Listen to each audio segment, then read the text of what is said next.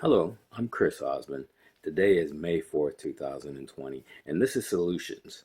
Enough complaining, let's fix America. The format of the program will, in general, always be the same, where I recap the previous topics that have been discussed in the previous video or previous videos. Usually it's going to be the video, the preceding video. And then I will touch on new topics. Um, I'll try to limit it to two topics unless there's a need for more topics. So right now, let's get to the recap. First off, on Friday, I talked about the need for a general strike in America. And that need is becoming more and more apparent as those leaders in DC are finding it harder, whether through incompetence or inability or immorality, to actually address the needs of this nation and to help the people of this nation as opposed to helping the corporations and the rich. So, it seems to me that we could at the very least do both. It doesn't seem to me that we need to only help businesses because businesses in turn don't necessarily help the people. That was proven in the last economic struggle that we faced in 2008 when the economy collapsed. 95% of the income went to 1% of the people. And those people did not allow that money to trickle down. Basically, all that happened was that more and more wealth was confiscated from the poor to the rich and from the middle class to the rich. And that's exactly what's going to happen this time around because the money is not going to small businesses or real small businesses. And so those businesses are going to go out of business. And what's going to happen to them? They're going to be confiscated by the people who are getting that money that the Federal Reserve is printing out of thin air. Think about it. Commercial real estate. If you have tenants that are no longer paying their rents, then you can't pay your mortgage. So your business, either as a real estate entity or as a small business like a barber shop or a hair salon or a bakery or any of the other small businesses that might be out there, they go out of business. And with all this extra money that's being printed and given to the wealthy, it's easy for them to buy it. Everything's going to be on fire sale. So we need to eliminate that kind of unregulated capitalism that's going on. And, they don't seem to ever put any kind of stipulations on any of this money. So it's not a good thing that our government has given out $2 trillion because most of that money has gone to people who are basically going to steal other businesses right from under the founders or the original owners of those businesses. So we do need a general strike. We need this general strike to speak out against unregulated capitalism. We need this general strike to uh, shine a light on the need for the rights of the workers. We need a general strike to shine the light on the need for these essential workers to actually get hazard pay, to actually work in safe conditions. Now, that I will touch on some of these issues of safe conditions at the workplace in one of the new segments in a little bit. But right now, I just want to stress the need for a general strike. We have the power right now to get our government to act. And then we have the power in November and in the midterm elections that will be 2 years later to get rid of all these do nothing Congress people, senators, and the president. If he doesn't handle the economic situation we're in correctly, we're all doomed. And people are going to die just as much from not being able to eat, not having shelter, and not having the supplies they need to survive as they will from the COVID-19.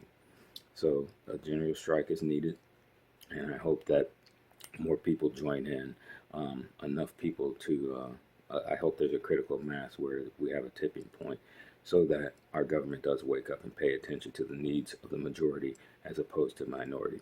Now, the other topic that I talked about on Friday was decentralizing systems, things like the electricity, water, sewer treatment. There are things that we can do to decentralize these systems.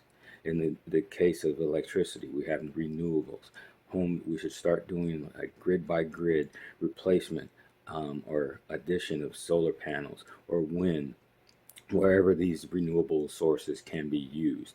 They should be replacing as much of the electrical grid, be replaced on as much of the electrical grid as possible, so that if we have an issue where, say, a hurricane hits and the transmission line, electrical transmission lines are knocked out, people will still have power because they'll have solar power on their roofs.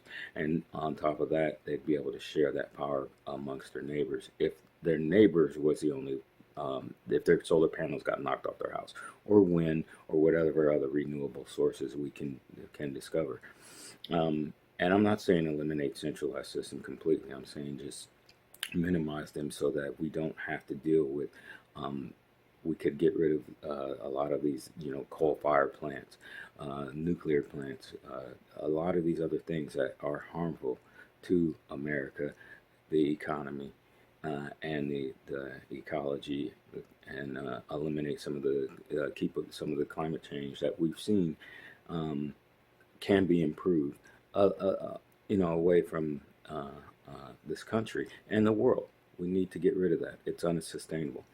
Now, the other systems like water, like I said, we could do rain catchment. Everybody should start getting rain catchment systems. And as far as sewer treatment, there are ways to set up so that the final black water, which is the dirtiest water, toilet water basically, would be pumped out to the landscape, so that you do not have, the landscaping is getting nourishment from fecal matter, but basically it's getting nourished, and your landscaping will thrive, and you eliminate the need for a centralized wastewater system, or diminish it. Maybe not eliminate, but diminish it to a great degree. And actually, you could diminish it. In that previous video, I talked about earthships. Look up earthships, and you'll see that these houses require as little as at the most actually, $100 per year for heating oil in some of the coldest climates. Other than that, all of the needs of the house ship, or the people that own the house ship, are met by the house ship. I mean the earth ship itself.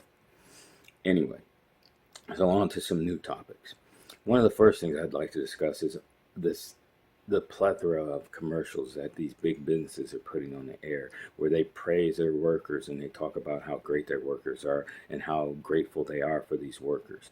One of the commercials that I find most egregious are the ones that come from Walmart, where they praise their workers and they say how grateful they are and how essential these workers are, which is true. My problem is the source that this information is coming from. Walmart is the same company that was taking out insurance policies against its own employees, but not just any employees. It was taking out its insurance against those employees who were at risk of dying. So they had statistics where they could say, okay, this person is going to die. They would get a $2 million policy, and they would cash in when that person died, which to me, I thought that was illegal. Your spouse can't take out an insurance policy without your knowledge. Maybe they got these people's signature on some paperwork that had a bunch of legalese on the paperwork, to the point where the person, nobody can read that. But they only stopped that when they got discovered, and after they had collected millions of dollars on some of their employees that had passed away. So Walmart should not be sitting, I just hope people don't buy into this, oh, Walmart's compassionate and they're taking note of the essential workers. Another thing that Walmart is known to have done is to pay such low wages that every single Walmart store at one time, I don't know if it's still the case, this was a few years ago, but every single Walmart store costs the taxpayers $1 million per store in welfare and monetary assistance from the government, which comes out of our tax dollars. So every single Walmart store was costing us $1 million per year per store. And even worse than that, there is the this information about Walmart that they had courses. Once you were hired, they actually taught you how to collect welfare, SNAP, those money for those kind of programs. They actually had courses to teach you how to collect money from the government, so that to offset their poverty wages. It's ridiculous that that was the business model at the time. I talked about this years ago, and I basically pointed out that if that's going to be the business model in America moving forward, then America is definitely going to go broke. Because imagine if every single business paid such low wages that every single business in America needed to subsidize those wages with government handouts, or not. I don't even want to call it handouts, because that's one of the talking points of the people that talk about trickle down and how we should give the rich money. That they basically, if the business model moving forward in America was to give government subsidies to employees because their employers were paying slave wages or poverty wages, that's just not a good business model. Imagine if that was prevalent around the entire country, how bad America would be if every single business was subsidized because they wouldn't pay good wages to their employees. Now, I'm not sure about other businesses. I mean, I imagine Amazon has those. Yeah, I think Amazon has those same kind of commercials as well, where they talk about how much they appreciate their essential workers. Meanwhile, years ago, Amazon had chosen to, instead of providing air conditioning in some of their distribution centers, they chose to have EMTs stationed outside the building for any of their workers that got heat stroke. Now, I imagine that's been corrected, but that was an issue. And then Amazon is also the business that they have such large warehouses that it takes their employees so long to walk to the bathroom that they were getting docked in pay because of their bathroom visits. Amazon is not a good company. And look at the latest thing. Amazon fired one of their workers because he insisted on telling his co-workers that they were at threat of being exposed to the coronavirus because there were other employees of Amazon who had tested positive.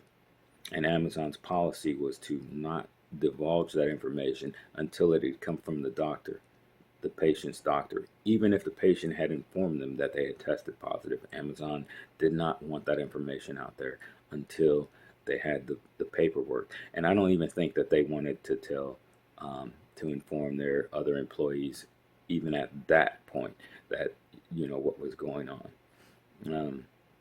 I personally have experienced this, not with Amazon, but with another company, and they were they were willing to withhold the information of other employees being testing positive.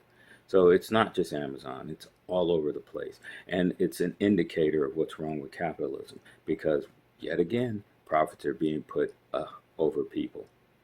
They don't care about your health.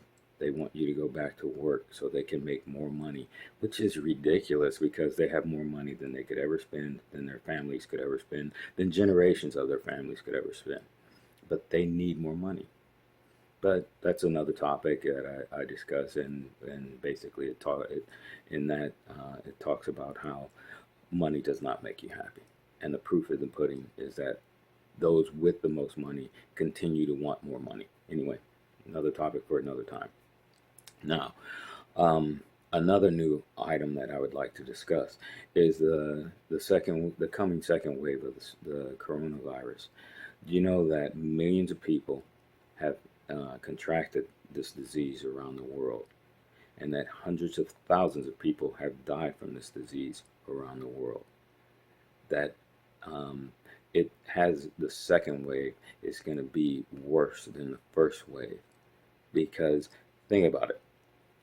We have had our officials ask for masks, gloves. We have closed the schools. We have closed businesses. Guess what this all sounds like? It sounds exactly like the Spanish flu. Now imagine this. The Spanish flu killed 20 to 50 million people.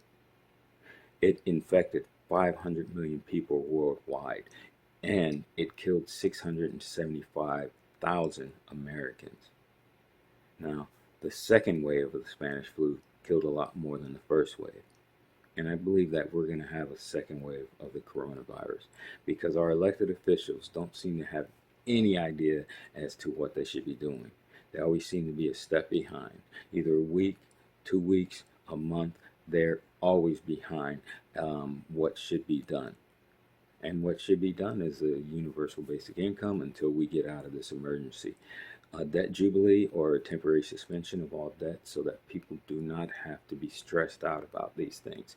They don't have to worry. They shouldn't have to worry about food. They shouldn't have to worry about housing. They shouldn't have to worry about clothing. They shouldn't have to worry about water. Our government should take care of us because a nation, it only exists as long as the people of that nation believe that that nation should exist. Otherwise, it just dissipates. There are plenty of countries that no longer exist. So think about that. America is not an ever-enduring nation that has no threat. The biggest threat right now is coming from within because of wealth inequality and things like that. But anyway, another topic for another time. So I'm glad you could join me today. I hope you do join me again tomorrow when we'll be talking about the federal government confiscating state emergency supplies. I was going to do that story today, but I want to see how it's evolved over the weekend because last week I know places like Maryland were having to have their COVID-19 test kits surreptitiously brought into the state under protection from their state guard or their state military. I'm not sure what the agency is, but anyway, you can look that up for yourself. And I also know of other places that have had to had their emergency supplies confiscated by the federal government. So join me tomorrow for solutions. Enough complaining. Let's fix America.